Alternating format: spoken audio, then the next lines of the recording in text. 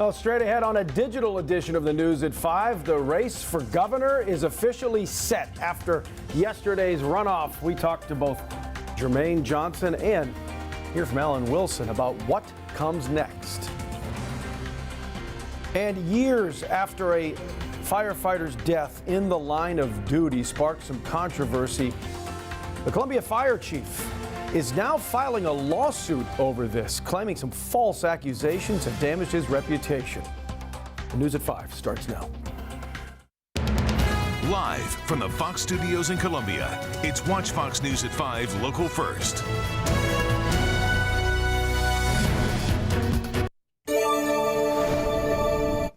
Good evening to you. The card has been set in the fight for the governor's mansion. Alan Wilson, winning the Republican nomination last night, now will face Democrat Jermaine Johnson in the November general election. Our Mike White, tracking that situation, joins us live now in the studio. Now, Mike, you talked to a few people today about the race as it now moves into that next phase. What are folks saying?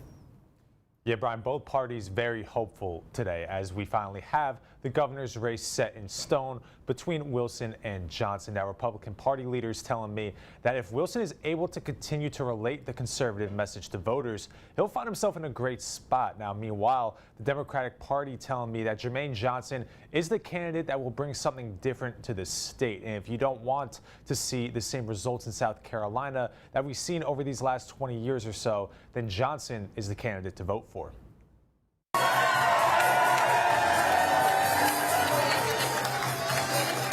The race for South Carolina governor is set after Attorney General Alan Wilson racked up 68% of the vote in a lopsided runoff win over Lieutenant Governor Pamela Evette Tuesday. Wilson now finds himself up against State Representative Jermaine Johnson in a winner-take-all November election.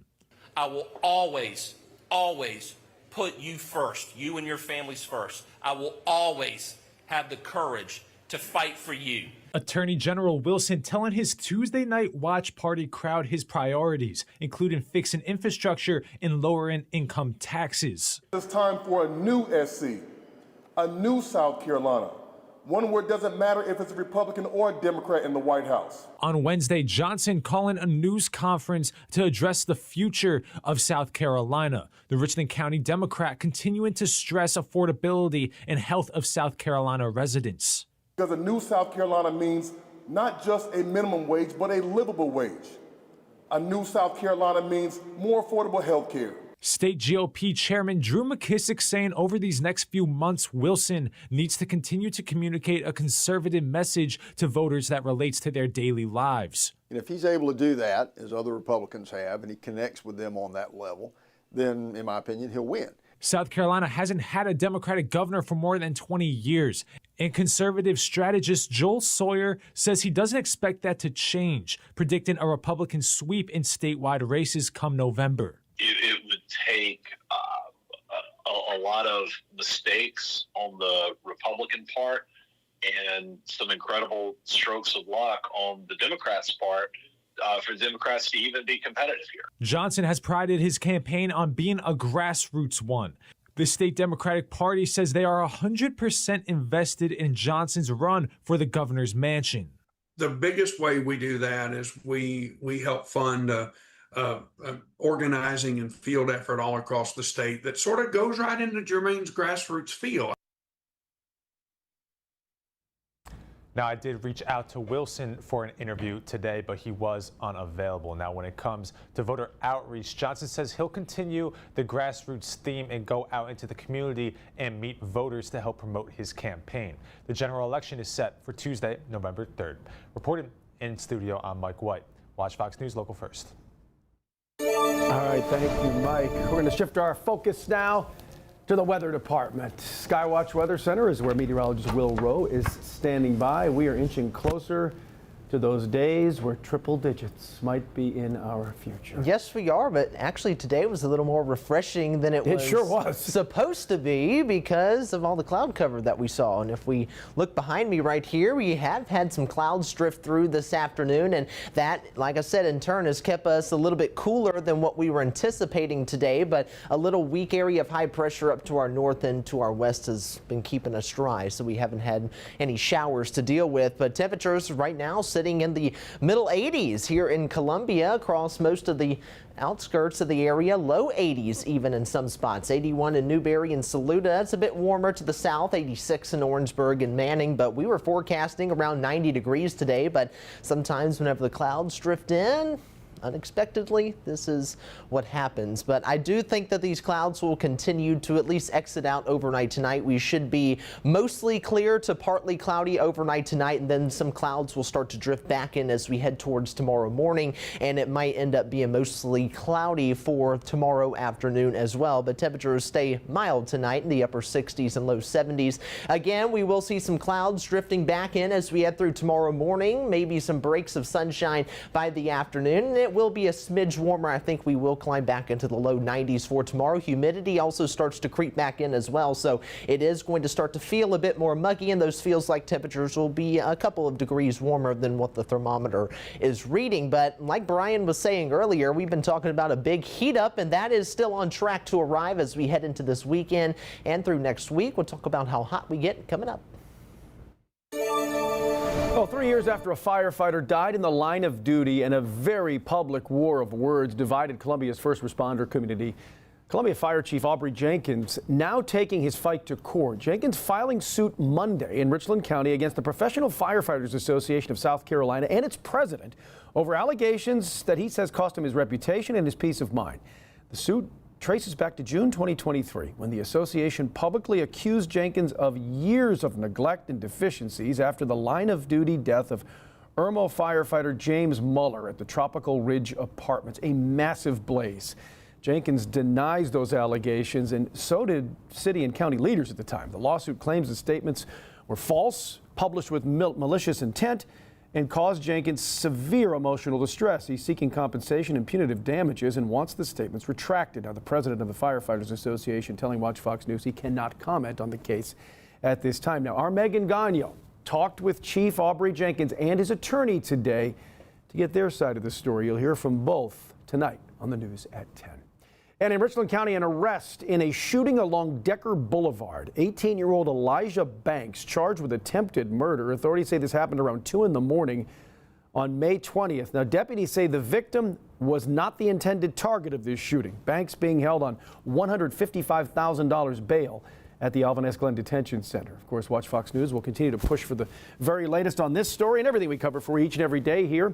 And when we know, you can know. Get real-time alerts sent right to your phone. All you have to do is download the WACH FOX News app by scanning that QR code on your screen right now, or you can go to the website, wach.com.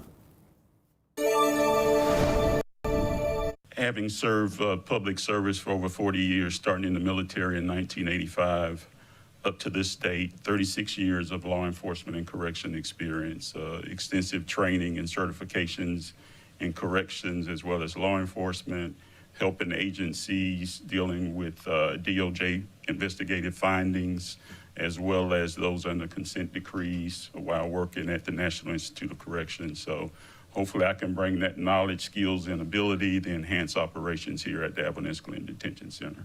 So excited to be a part of the team. Richland County leaders naming the new director of the Alvin S. Glenn Detention Center there. That's Kevin Jones, you just heard from, former U.S. Army military police sergeant and a veteran corrections leader with more than 36 years of experience in law enforcement and jail administration. He holds 5 national corrections certifications and has led detention centers in South Carolina and Georgia. Now, Jones previously served as director of the Lexington and Kershaw County jails, put programs in place to help reduce overcrowding, improve safety, and strengthen staff development. He served on several state and national corrections boards. Well, critical time of year right now, the summer, when students are out of class, school meals disappear as well, and neighbors have to step in. So that's why WACH FOX 57 is partnering with the Feeding America Sinclair Cares Summer Hunger Relief Program. We're trying to get fresh, nutritious meals to students all summer long. We can do that together. Here's how you can get involved. Just scan the QR code on your screen right now. Every bit counts. Here's why. Every dollar provides up to 10 meals for families right here at home because the money stays local. Well, the debate over public versus private hitting the stage at the Trustus Theater in Columbia, and our friend William Starrett pulling back the curtain on Urinetown, one of the musical theater's most unique productions. The story about a water shortage that sparks a revolution is this week's Arts Watch. Good evening and welcome to Arts Watch. I'm William Starrett. This week we're at the famous Trusses Theater here in the heart of the Vista. We are learning all about Urinetown. It's an incredible play that's going to be performing. It's already open, but it's going to be performing until July 19th. We're going to meet one of the actors and themselves right now.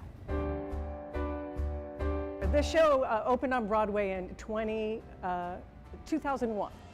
And so when it came out, it was this future dystopian world where the shortage of water leads to a lack of private bathrooms, and everybody has to pay to use public bathrooms because of the water shortage. And the person who runs the company that controls this water is making lots of money. So there's a real big difference between the haves and the have-nots in this play. The audience response to the show has been fantastic. What I really love is that for the first few minutes of the show, an audience that's unfamiliar with what's going on is really forced to pay attention, and I can see them listening.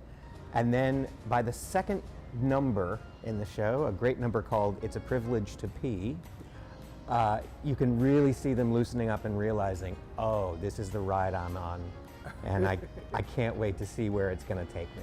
This musical came out in 2001, and it seemed really far-fetched, and now, while some of it might seem a little far-fetched, I think it still speaks to a lot of issues in society.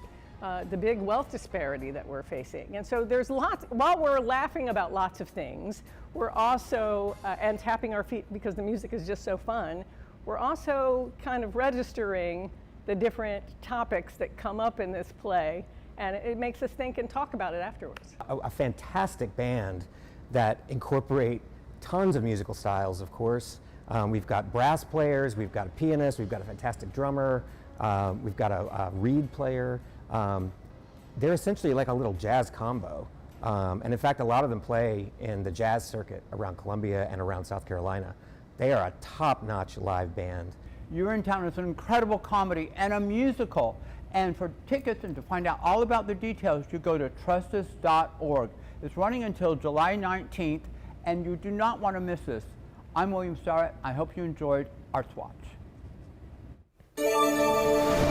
Well, again, a northerly breeze in the cloud cover has kept us a bit cooler than what we were anticipating today. Most of us sitting in the low to mid 80s across the Midlands right now. I think some of the cloud cover will start to slide out as we head into this evening. It will become mostly clear to partly cloudy, but a southerly breeze will start to return this evening. So that is going to keep us on the milder side tonight once again in the upper 60s and lower 70s. And also we'll start to usher back in some humidity as we head through the end of the week, and it will boost our temperatures back into at least the lower 90s for tomorrow and also for Friday. But by Friday, that's where we're watching for just enough afternoon heating and humidity for a couple of scattered rain showers to also return to the forecast. So again, some clouds will start to exit out tonight, mostly clear to partly cloudy skies as we head into your Thursday. A big cluster of some rain and storms likely to our south, and that will try to slide into the southern parts of our viewing area, maybe to the low country as well, but most of it likely fizzles out before it arrives here. So I think most of tomorrow is also going to remain on the drier side,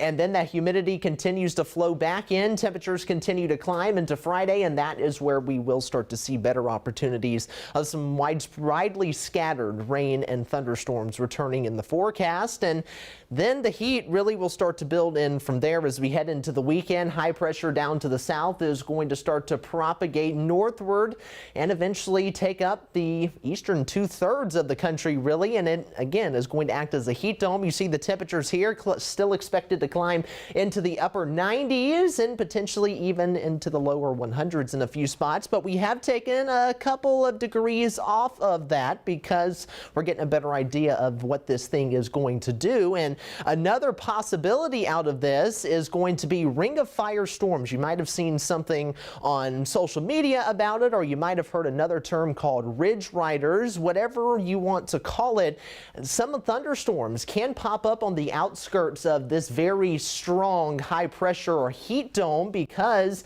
there is a clash between the cooler air and the extremely warm air where this high pressure is. So under the ridge itself, there's dry sinking air, so nothing is going to happen there. But on the outskirts, which is where we're actually going to be here in the Midlands and here across the state, that is where we will have some unstable air on the outskirts of it because there's that clash between those two boundaries, and it can lead to some strong or severe thunderstorms, some damaging wind gusts, and some heavy downpours. So for now, we are going to keep it on the modest side because we still need to know exactly where that high is going to set up and how strong it's going to be. But rain chances will sit anywhere from about 20 to 30% for now, but might need to be adjusted. But it still doesn't look like it is going to produce much rain at all, if any. Still only expecting between 1/4 of an inch to 1/2 an inch on the general outlook. But if we do see some heavier downpours, some higher amounts will definitely be possible. Now, a quick look to the 4th of July. It's still about 10 days out from now, but it is looking to likely stay hot as that high pressure still likely holds on. So mid and upper 90s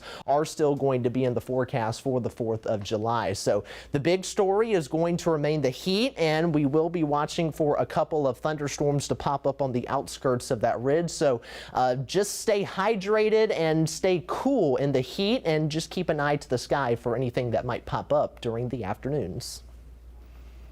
Well, coming up on the news at 10, the U.S. Postal Service facing renewed scrutiny over delivery delays, financial challenges, and long-term reform. Today at a Capitol Hill hearing, USPS critic Senator Rand Paul pressing the Postmaster General on efficiency, costs, and whether more significant changes are necessary to improve service. Find out more about that tonight after the World Cup.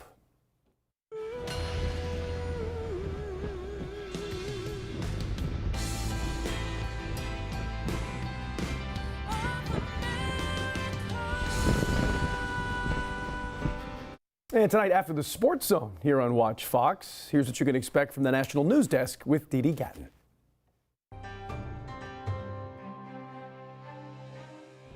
I'm Dee Dee Gatton with the National News Desk in Washington, D.C., and this is your news update. Billionaire Bill Gates says he may have been in the presence of victims of late convicted sex offender Jeffrey Epstein. In the newly released transcript of Gates' congressional testimony, Congressman Robert Garcia points out that many of Epstein's assistants were victims, prompting Gates to say that's a very good point and that he may have been around them. Gates maintains he never witnessed or participated in sexual misconduct. The FBI and New York Police Department are investigating current and former members of the NYPD for alleged bribery. Search warrants were executed today at the homes of a former NYPD commissioner and a Manhattan South Bureau commanding officer who has been put on modified duty, according to the police department. In a separate investigation, the chief of staff to former New York City Mayor Eric Adams is charged with accepting more than $100,000 in bribes to steer a city contract for emergency migrant housing to a Queens hotel. That's according to a federal indictment. It lodges multiple charges against Frank Carone, his brother, the Queens hotel owner, and an employee. Frank Carone's lawyer calls the indictment weak. And that's your news update.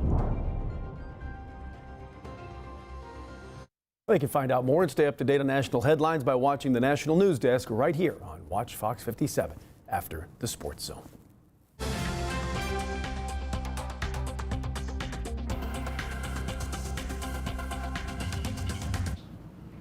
All right, what you're looking at there is, that's the world's largest picnic basket. That's a big picnic basket. Yeah, it is. What is that, 5 stories? 7 stories. Oh, 7 wow. stories in Ohio.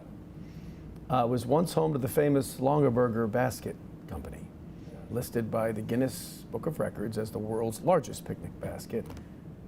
It can now be yours if you got the money laying around. I wish I did. For $8.5 million. I figured it might be more. It's pretty, it's pretty unique. Well crafted too, it seems. It has handles, and the handles actually heat up to prevent ice buildup there on the giant basket. Well, it seems like they thought everything through too. I don't know what you could do with it, but I guess you can live in it. Some clever developer will have an idea. Maybe a unique boutique hotel idea. And that was Yogi Bear. Yeah, he doesn't live there. No, He's I not don't real. think so. Well, the final check of your forecast again, it is going to be hot. That is going to be the focus of the forecast, and we also are watching the potential of some scattered rain and thunderstorms that could pop up on the outskirts of that ridge. But again, it depends on how strong it gets and the exact position of it. So that's why for now we are going to keep rain chances on the lower end for the time being. But you can also see, Brian, I scaled back temperatures a little bit. By 1 whole degree. Yeah, by just a couple, you know. Still got to keep an eye on it, but I think we might see it last through 4th of July, and it might even get hotter then, but said that last time, and you see I scaled back already. So we'll see how it plays out, but it is going to be hot. Well, I'm glad you're looking out for us with that 1 whole degree. I feel like before those days happen, they might My go back up accuracy again. rating is on the line. It is. Let's see what happens. Let's see what happens. Putting his name on the line. All right, thanks for watching this digital edition of the News at 5. We'll see you again tonight after World Cup for the News at 10.